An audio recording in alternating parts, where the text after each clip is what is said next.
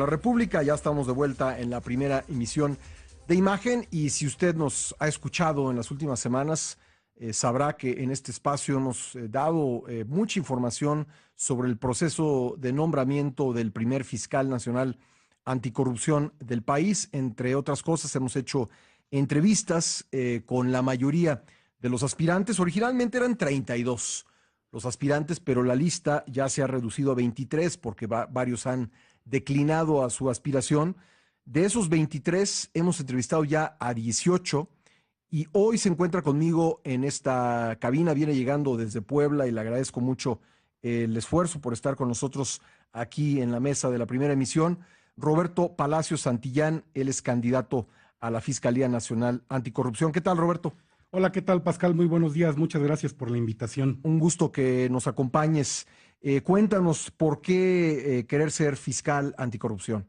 Bien, bueno, como lo expuse en mi comparecencia del día jueves 16 de marzo ante el Senado, realmente a mí me agravia mucho en lo personal como miembro de la sociedad civil y como ciudadano mexicano la posición que tiene nuestro país en ese ranking de medición de la corrupción, tanto a nivel mundial como a nivel continental, y considero que realmente no deberíamos ocupar esos lugares, y considero que está faltando mucho que hacer precisamente para tener un combate eficaz a este problema tan grave que es el principal problema de nuestro país. ¿Cuáles son los principales factores que propician este fenómeno que, como dices, pues mucha molestia causa a la ciudadanía y mucha vergüenza le causa al país por estos rankings a los que te refieres? Pues esencialmente se llama cultura de la legalidad.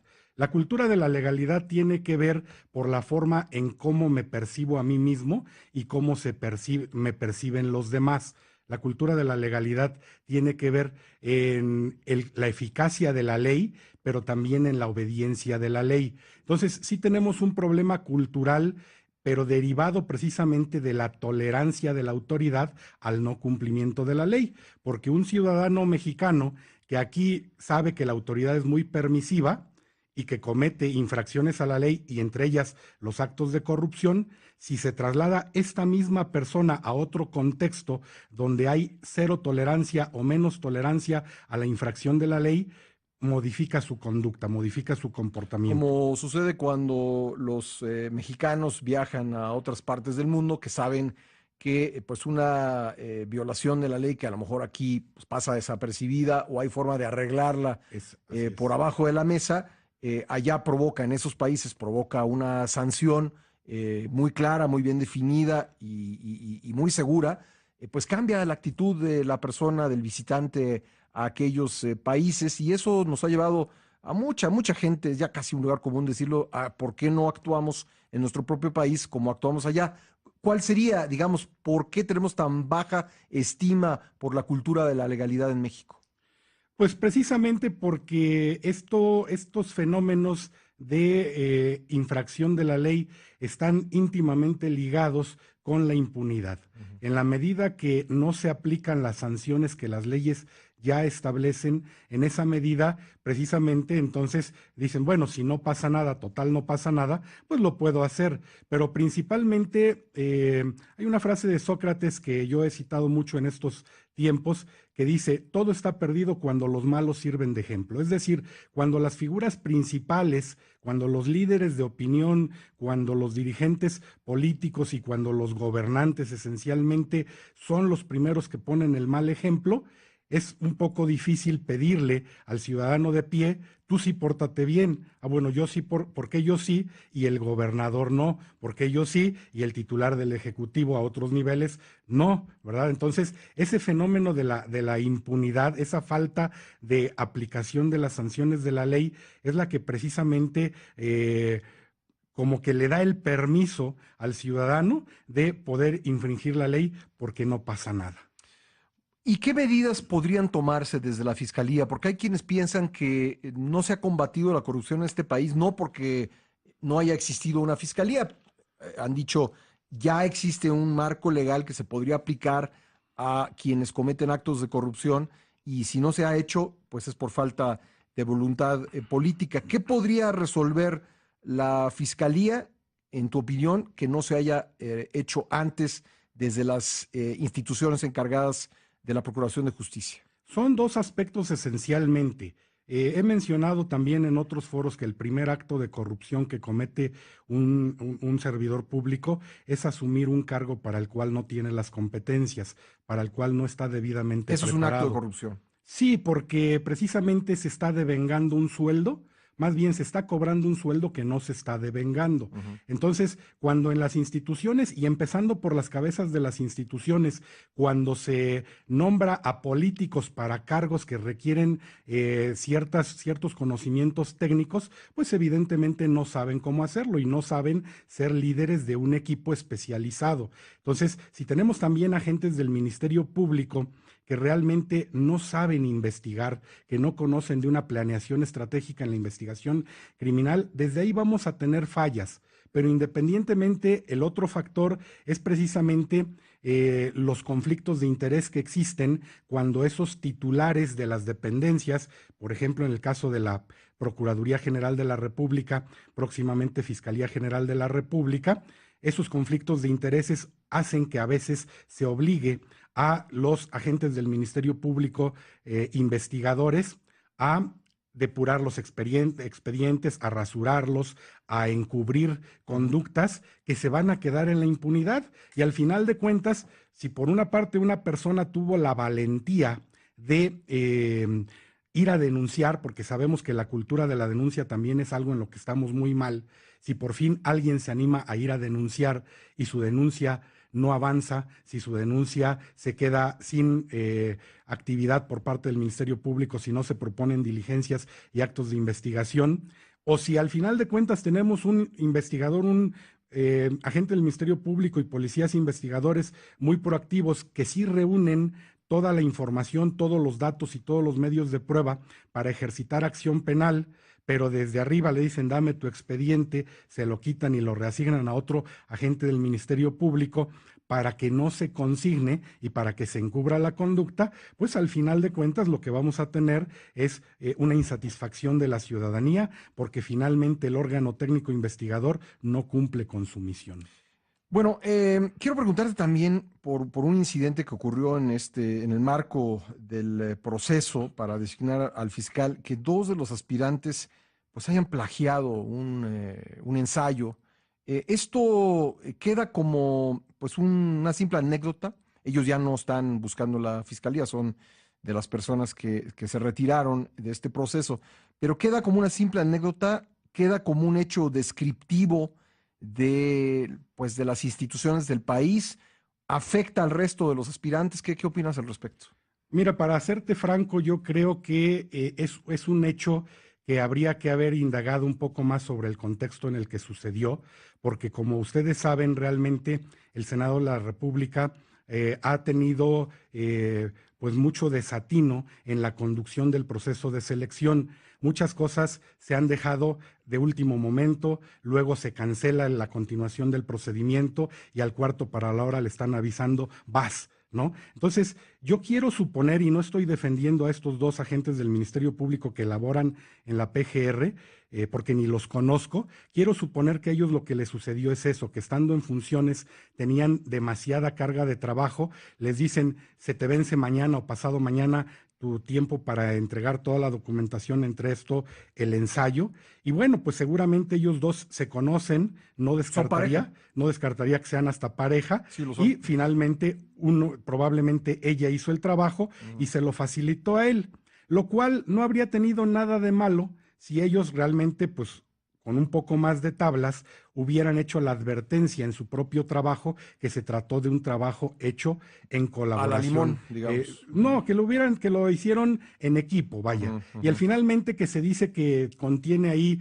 la transcripción incluso de algunos conceptos expresados por algún ministro ya fallecido, bueno, pues también se vale hacer citas en los trabajos de investigación. Lo que debieron haber hecho es puntualmente decir que estaban citando a esta persona. Ser transparentes, digamos. Ser transparentes, Sí. y no hubiera tenido mayor trascendencia. Pero tocas un tema relevante. Las veces que se ha pospuesto las fechas, pues fatales, supuestamente fatales de este proceso, ya no han sido tan fatales, se ha ido posponiendo este proceso. ¿Qué opinas al respecto? Se me hace muy grave y ya lo he expresado también en mi programa de radio por internet. Yo creo que inclusive debería de haber algún tipo de consecuencia, porque pareciera que no pasa nada si se sigue postergando la designación del fiscal. Y sí está pasando. Está pasando primero que no se ha podido instalar el Comité Coordinador del Sistema Nacional Anticorrupción, porque el titular de la Fiscalía es una figura importante para este comité. Inclusive yo mencionaba en mi comparecencia que una de las finalidades es que quiero ser el contrapeso.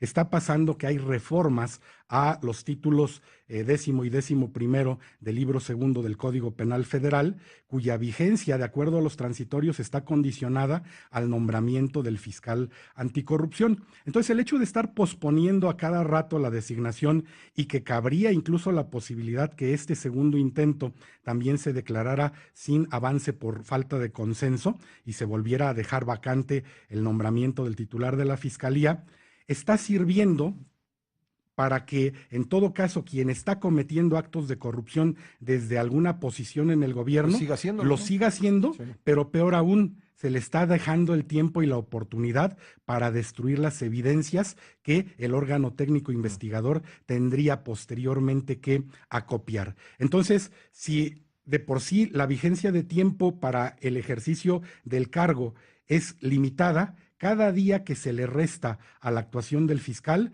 cada día le dificulta más la operación por falta de tiempo y porque a los objetivos de investigación, es decir, a las personas que pudieran ser sancionadas, se les está dando oportunidad de empezar a destruir las pruebas que posteriormente el fiscal podría reunir. O sea, no es, tiene consecuencias, tiene consecuencias no graves. Es peccata minuta, no es simplemente, como ha planteado el Senado, las ganas de hacer más completo o hacer una revisión más integral en este procedimiento. Y es que la revisión, desde mi punto de vista, yo creo que no ha sido tan integral.